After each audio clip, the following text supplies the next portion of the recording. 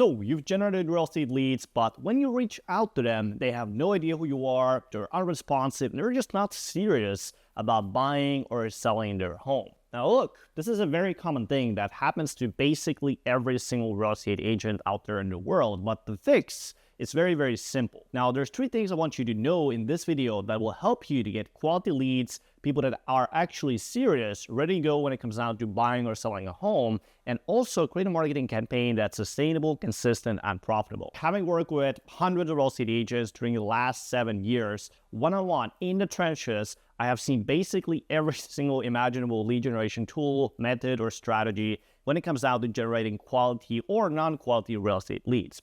Traditional methods like cold calling, FISBOs, expireds, door knocking, open house leads, Zillow leads, realtor.com leads, Facebook leads, Google leads, you name it. And what most agents completely overlook and that are not even aware of is actually the lead's point of view.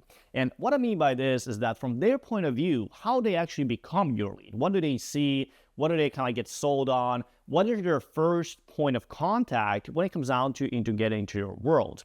Now, let's say we look at tools like Zillow or realtor.com. Obviously, we know if you buy leads also from Boomtown or any of Sync Leads, or any of these external lead generation platforms, they're usually opting in to get information about something. Usually it's information about a home, it's information about home values to generic website, or it is an example of an advertisement that promises to get them nice houses or list of homes. And really the issue with most methods is that they just don't see you. There's something about you in the advertisement, or there's something about you in the process. And so basically when you call these leads, they have no idea who you are. They're like, okay, who's this guy? Like, or who is this person, right? Why are you calling me? Like, what's going on here, right? They have no idea or no sort of like certainty or soldness towards you. It's just a thing that they requested information about. And this will lead into that low engagement when people are like not responsive, or they're not very serious, or going to give you a lot of these sort of like smoke screen type of objections. So you kind of tend to get these people that when you call them, they're like just very unresponsive, not really willing to kind of work towards anything. So that's really the first thing. You want to be aware of that. Okay, what is the point of view from their world, right? What are they seeing when in the actual process? What is their kind of like perspective or point of view when they come into your world? Now, secondly, when it comes out to your lead generation, obviously the thing we need to make distinction between is the two different ways of really the way you can generate leads. So obviously we have organic leads, and then we have paid leads when it comes down to lead generation.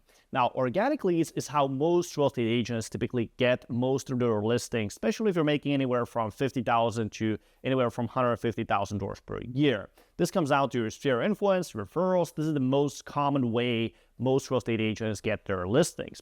Now, of course, in addition to this, you have your database, which we can also consider your organic lead generation, past clients, referrals, and basically think of people that see your marketing, your social media posts, emails for free. If you were to talk to them and ask about you, how those people describe you. And most of the cases, if you're looking into sphere influence, if you're looking into referrals, those people actually are already very familiar with who you are. They know your background. Maybe you have gone on to college somewhere. Maybe you have gone on to university somewhere. Maybe you have played some sports when you were young, or maybe you knew them through your family. Maybe they're your neighbors. Whatever the case may be, maybe you have a common event, common kind of hobby you have in the local community, right? They're very familiar with who you are, and that is why they're in your sphere of influence. That's why they're referring business to you. That's why they're kind of like doing business with you. Now, the only issue with this method is obviously the scalability of it, right? Because we can't be really friends with thousands of people at the same time, right? We can't really have a good, like, close relationship with 2,000, 5,000 people at the same time. It's possible to upkeep that, right? So the thing here is that when you look into that point of view in their world, right, you look into the point of view of these leads that come from a sphere of influence, a lot of times the common thing that like combines all of these people is that they're very familiar with who you are. So the same thing you actually want to create with your social media. And the beauty of social media is you can actually influence that process. You can influence if you have 1,000 Facebook friends, if you have 2,000 Facebook friends, you have 2,000 people in your email list, right? Instead of making the marketing very generic, as with how most real estate agents do, where they automate it or they use some sort of template, write your emails yourself if you want this outcome of those people being familiar with you as well, and add personality to it, post your own posts, tell your own stories, and then allow those people that are not kind of like in that close sphere of influence, but that are kind of like already in your world, maybe your past leads or clients that are in that database, right? Engage them with your personal stories, personality, and also share a little bit about yourself. Get them to really learn about your story, your background, right? Get them to learn about your method for selling the actual house, what you're doing better, maybe that most other real estate agents in your market are doing, and then position yourself to be that credible, trusted advisor like you have already positioned yourself to be face-to-face, probably with your close sphere of influence, which is the case that most real estate agents, they're kind of like the spammy salesperson when it comes down to online marketing.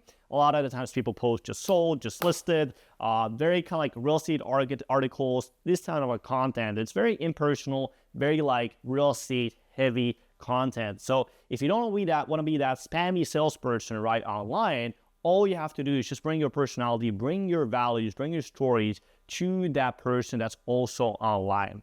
Now, the second way, obviously, to get leads is through paid advertising. And this is the fastest way, really, to scale big. If you want to be big, right now, maybe you're doing $50,000, $100,000 a year, right? If you want to go to $300,000, $500,000, or if you're also doing pretty well, maybe right now you're doing $300,000 through Zillow leads or Realtor.com leads and your SI, right? If you want to get to $1 million a year, well, paid advertising is definitely the way to go, because this is the fastest way to really scale up the real estate business, double, triple your deals in a very quick time span. Whether that be Instagram ads or YouTube ads, independent of the method. Now, you need to create and run ads in a way that are actually going to produce that quality. And just like we talked when it comes down to that perspective from the leads, they have to be able to see you. They have to get to know you if you want that quality. Now, let's take a look at different quality levers. I'm going to show you different ways you can actually scientifically influence the quality of the leads. To the T, you're going to know, okay, this is going to be the quality of the leads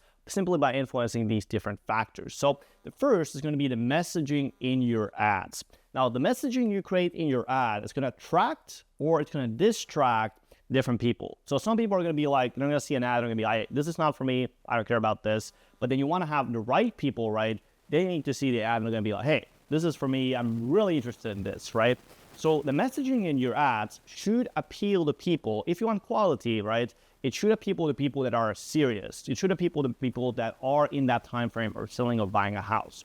I'll give you two examples. Let's say your ad says something like, hey, check out these amazing homes and they're seriously underpriced. These houses are, you're going to put up a picture of a $1 million home, right? These houses are going to be selling for less than $500,000, right? Well, now the clicks you're going to be getting, right? So you want to ask yourself the question is like, okay, who is going to become a lead from this advertisement, right? And a lot of the times you can get like a lot of random people like, wait, let's see, nice houses for $1 million, only $500,000. Oh my God, this is amazing, right? So you get those types of people that are kind of clicking around, browsing through, maybe they're not that serious of a lead. Now, I'll give you another hook. Let's say your messaging in the ad says, if you're selling a home in Austin, Texas, in the next 6 months, you need to know these three things. If you start your ad with that, right, who is going to become your lead? Well, obviously, the people that are not selling their houses in Austin in the next 6 months, right, those people are not going to care about that ad at all. They're going to be like, hey, what is this? I don't need this. They're just going to skim through it. They're going to even see the ad itself most of the time, right? So who is going to become the lead? Well, those people that are selling their houses in Austin in the next 6 months. Now, the second thing you want to look at is going to be your friction. So when you look at the friction, a lot of people think that friction is a bad thing. So when it comes down to advertisement, a lot of people think that, hey, like the cheaper leads are, the better leads are, right? The cheaper I pay, the less I pay, the better. And really, if you want quality leads, I want to be completely honest with you that there's like a lot of the times you'll have to you have to filter through unqualified people. You have to get them go, let them go, and then just not worry about the unqualified leads. This is going to raise the cost of your lead. So right now, if you've ever seen like YouTube videos out there that say, hey, I got 100 leads, or hey, I got 200 leads with Go High Level, or I got 200 leads with this and this tool, right? And they only costed me $200, right? Amazing, incredible, right? So those $1.5 leads that you see out there, right? A lot of the times they're these low friction leads. And what I mean by low friction is that these are lower costs. It's very easy to become a lead, right? But the quality itself will be very, very low. So when you reach out, obviously that's going to be kind of like the frame of mind they'll have. Now, the more friction you have, the higher cost you have. So the more qualification you have, the more steps you put into the process, the higher cost you will have. Now, when people become your lead, how easy it is for them to actually become our lead, right? If I become your lead very easily, I'll just hop in, I'll put in my information, right? It's all automatic. My name is automatic. My number is automatic. And boom, I become your lead. Well, now you're going to get cheap leads, right? But you're going to get a lot of leads for a very low cost that don't actually do anything. So you won't get any transactions out of it. Now, the thing is, we need to have a good balance, obviously, between quality and quantity. A lot of the times when it comes down to lead generation, right, it's a good idea that, hey, let's say I get myself 20 leads a day, right, I'm going to do well. But in reality, if you get 20 leads a day and then 99.9% of those leads are just not doing anything, they're just not serious, they're not answering their phone, and they're like, who is this guy? Like, why are you calling me, right? If that's your experience with lead generation, a lot of times people just give up because it's not producing them anything, or they just waste a bunch of time. They just waste unnecessary time talking to people that are not qualified, right?